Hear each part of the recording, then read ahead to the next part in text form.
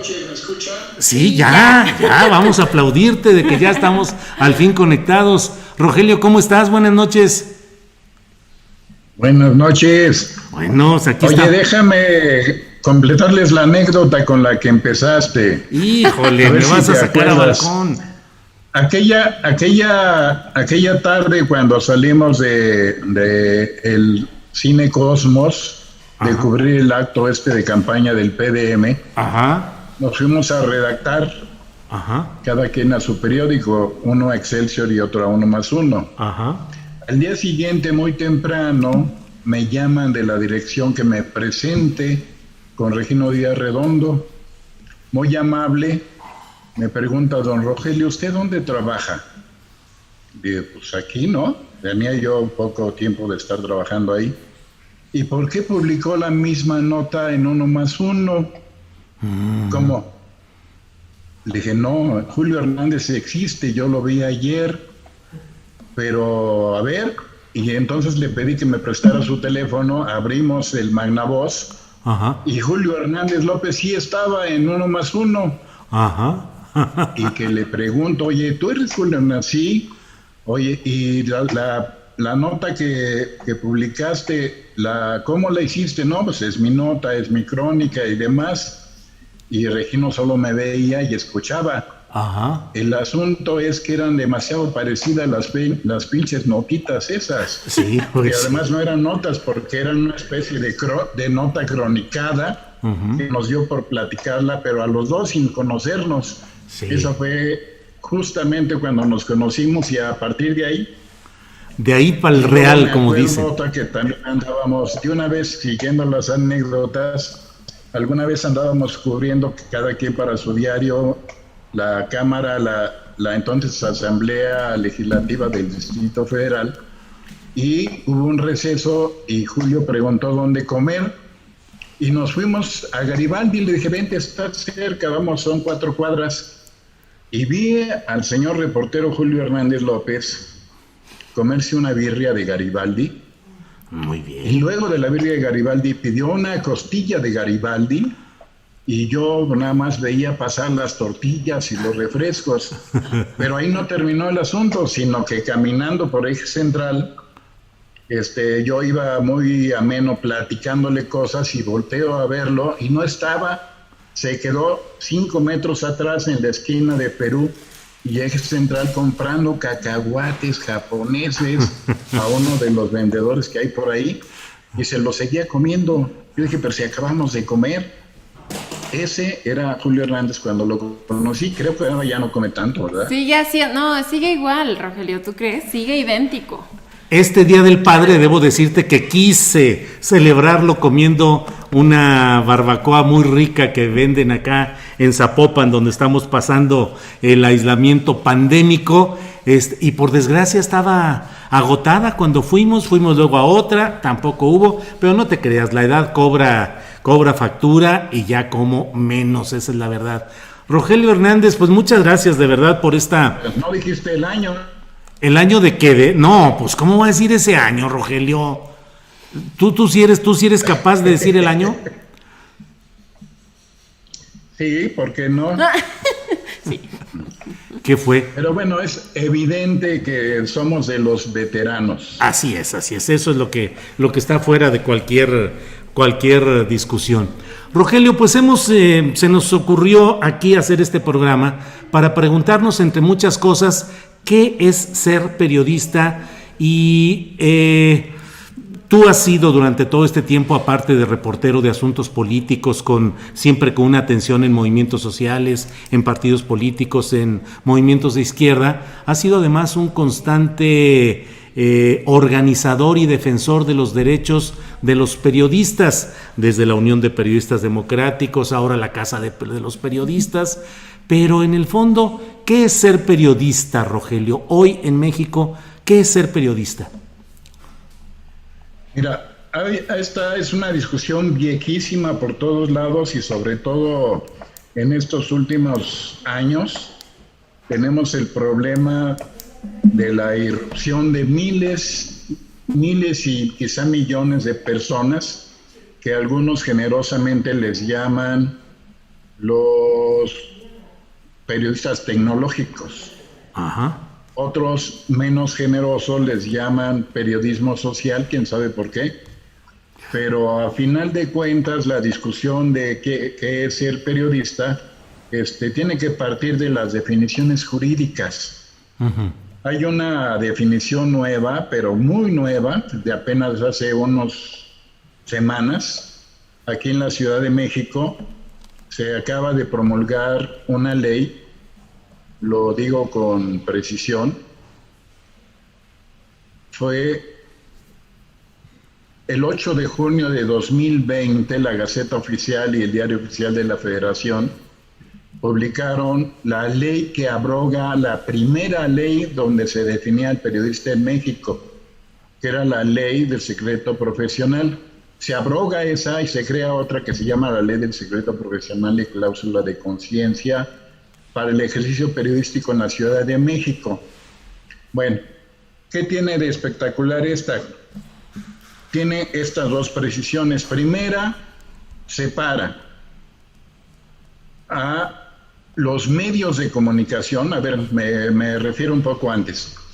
Antes de esta ley del 2020, en México había una ley federal, existe una ley federal que está vigente, que es la Ley de Protección a Personas Defensoras de los Derechos Humanos y Periodistas, uh-huh, en donde incluye a los medios de cualquier tipo y a cualquier persona que reciba, recabe, almacene, genere, procese, edite, comente información de interés público. Esto automáticamente hace que todos los medios y todas las personas que ejerzan la libertad de expresión sean periodistas. Bien, lo que ocurre ahora es que la ley de la Ciudad de México hace dos precisiones. Ya no incluye a los medios y dice así, textual, leo. Sí. Persona periodista, : toda persona que hace del ejercicio de las libertades de expresión o información su actividad, de manera permanente, Las personas físicas cuyo trabajo consiste en buscar, recibir, recabar, almacenar, generar, procesar, editar, comentar, opinar, difundir, publicar o proveer información a través de cualquier medio de difusión y comunicación que puede ser impreso, radioeléctrico, digital o de imagen. Y agrega, que acredite experiencia o estudio, en su caso, títulos para ejercer el periodismo. Uh-huh. Entonces, aquí el asunto es que ya no están los medios en esta definición y ya no es cualquier persona. Tiene que hacer una actividad de manera permanente y que acredite experiencia o estudios. Yo creo que este es un buen punto de partida porque además nos permite decir, ahora ya menos solemne, uh-huh, que este señor que dijo que ahí es un sicariato mediático, uh-huh, que no quiero mencionar su nombre porque contesta todas, uh-huh, y colegas que están en las mañaneras no son periodistas.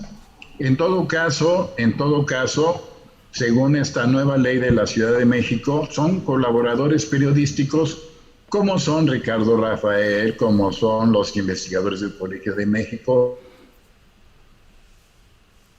como son todos esos opinadores, son colaboradores periodísticos nada más.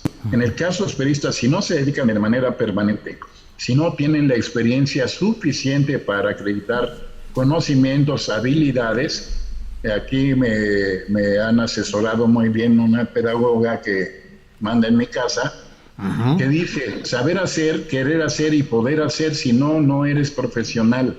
Uh-huh. Entonces, sobre esta base, yo diría, el señor de que me refiero, Hackerman, tengo que decirlo porque nos están oyendo, no es periodista, es un colaborador periodístico, aunque conduzca noticieros como muchos conductores de televisión que son conductores, pero no son propiamente periodistas. Y si todavía exigen más, el que no es reportero, no haya sido reportero, no puede decirse periodista. Uh-huh. Entonces, pues por ahí está el asunto. Vaya, Rogelio, qué interesante todo lo que dices. Al mismo tiempo me quedo pensando, por ejemplo, en México, que es el segundo país, si no me equivoco, el segundo país más peligroso para ser periodista en el mundo. ¿Cuáles son los peligros de ser periodista? Obviamente tenemos muchísimos asesinados, pero son asesinados, por ejemplo, por el gobierno, por el narco, por personales. Tenemos muchísimos periodistas que se tienen que ir del país por amenazas. ¿Cuáles son todos los riesgos y qué se puede o qué se hace para proteger a estos periodistas?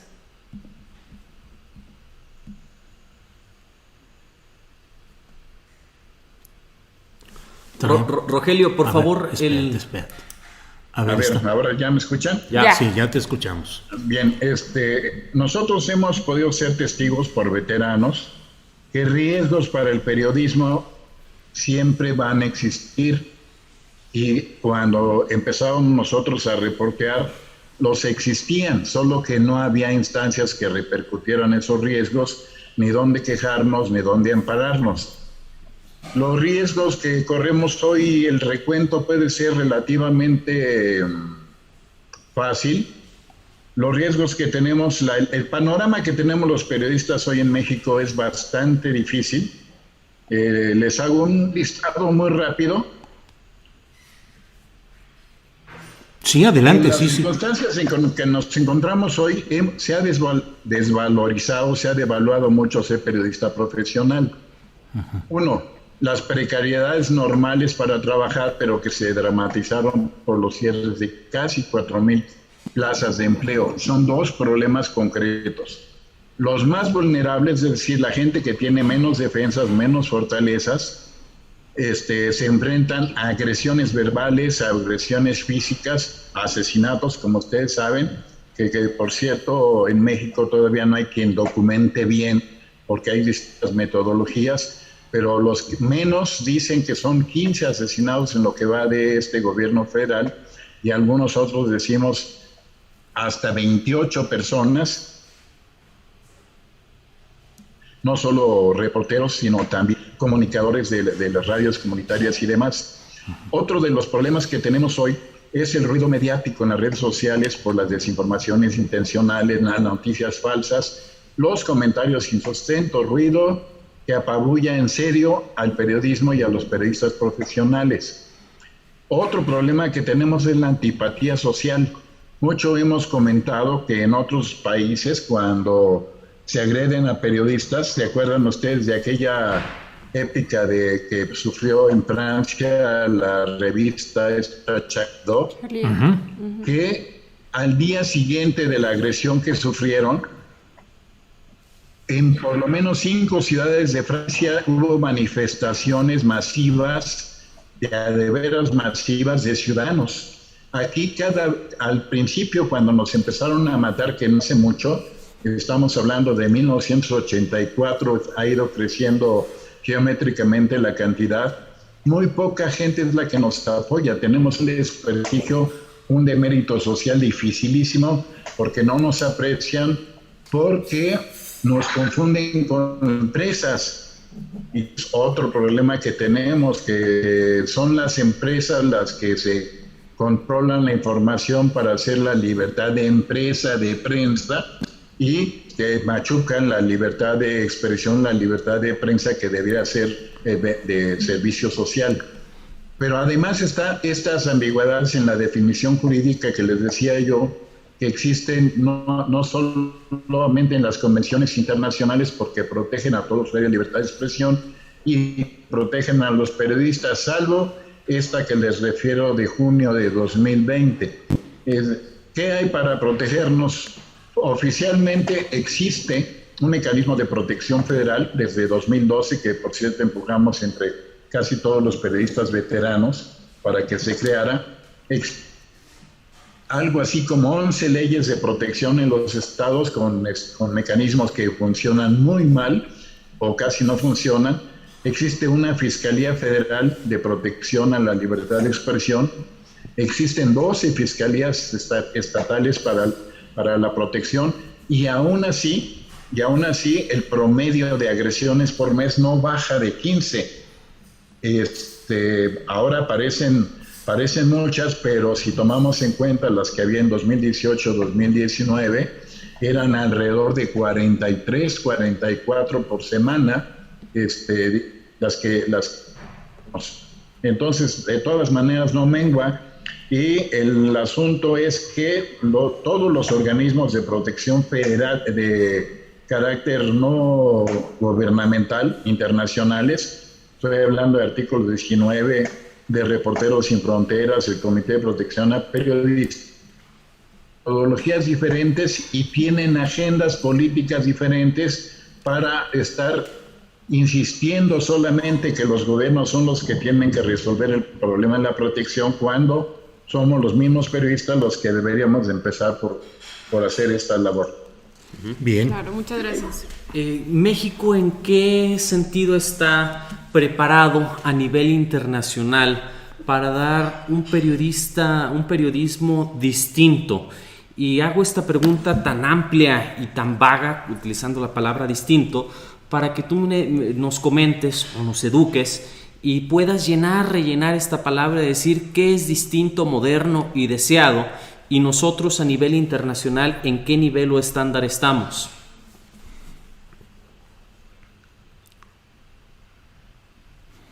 Algo. Fue profunda. Pues tan profunda no que... escucha. Que maté el audio. No nos escucha. El sonido no... Se cortó el sonido en varios momentos. Ahora te repite la pregunta. Pero a ver si entendí, Julio Alejandro.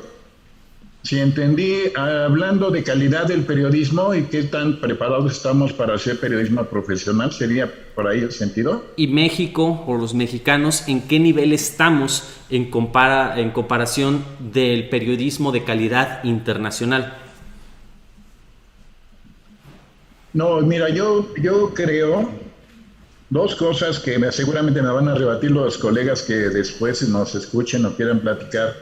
Yo creo que en México hoy vivimos la más amplia libertad de prensa y de expresión como no se había tenido en México, en lo que no solo conocemos físicamente, sino del siglo pasado a la fecha. La segunda, que el periodismo que hacemos en México es de muy alta calidad, tomando en cuenta que hay grados, hay niveles diferentes de periodistas y de medios. Pero hay un gran periodismo profesional que tenemos que quitarle las etiquetas estas que se repercuten mucho para degradarnos o para enaltecernos. Pero sí hay un gran periodismo profesional, hay medios muy buenos, hay periodistas en televisión ahora. No me voy a referir a TV Azteca porque ese es otro capítulo, pero hay periodismo en canal sistemático. No sé si ustedes han visto la barra de periodismo de televisión que está en televisión abierta y restringida. Son 22 noticieros en las mañanas en televisión. De radio, pues prácticamente todas las estaciones tienen noticieros, aún las de música, las de radio hablada y demás, que son más de 1000 estaciones que tienen noticieros. Esto significa mucho.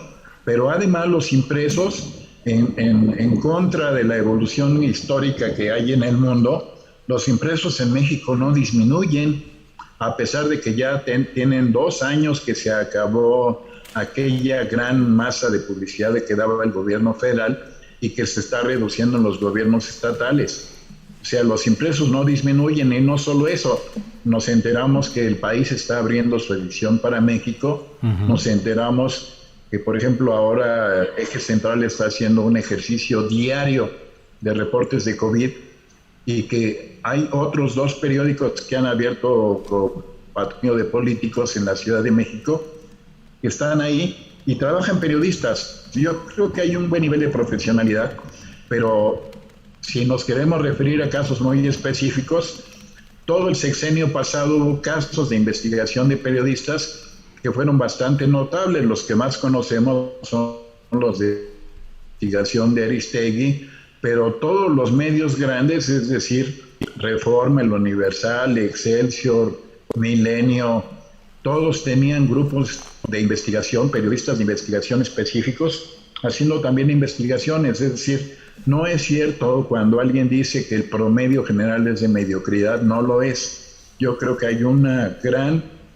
cantidad de periodistas, pero el problema el que nos enfrentamos ahora es que cuando estigmatizan a unos, nos pega a todos, ¿no? Si yo mismo, por más que trato de no meterme en broncas con nadie en términos de debates o de intercambios, me tunden la gente que está a favor de Andrés Manuel, o me tunden los que están en contra de Andrés Manuel, por las estigmatizaciones que hacen a otros colegas.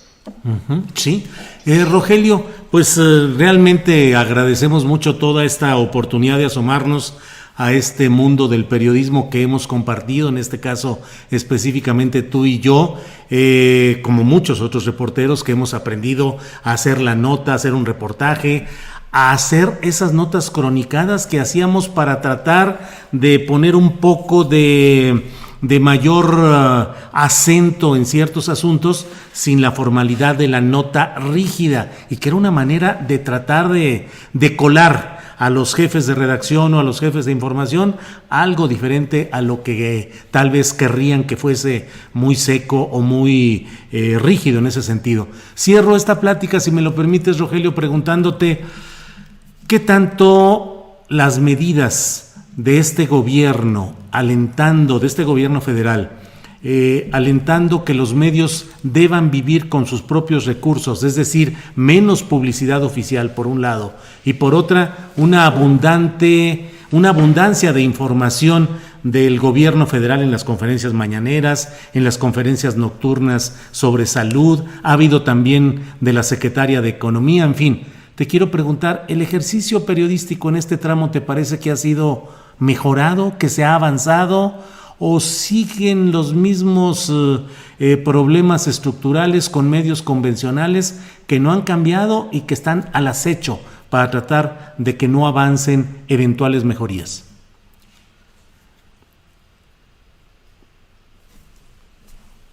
Me gustaría referir, acabo de leer un ensayo que hizo una colega de Costa Rica en 2012, diciendo que traemos un embrollo los mismos periodistas porque la crisis que se padece hoy en el medio de prensa, la crisis es de las empresas, es el modelo de empresa, y no solo es en México, y no solo es por el gobierno de López Obrador. Si las crisis de las empresas es que el modelo de negocios se acabó, se empezó a acabar en el momento en que empezaron las redes sociales a transmitir mucha más información, y mucha más información también por periodistas. Los periodistas, el periodismo, dice ella, y creo que lo podemos avalar, hace más falta que nunca el periodismo profesional, el serio, el que recaba, el que coteja, el que busca que la información sea verdadera, etcétera, etcétera. Hacemos más falta que nunca, pero el modelo de negocios en general estaba decayendo.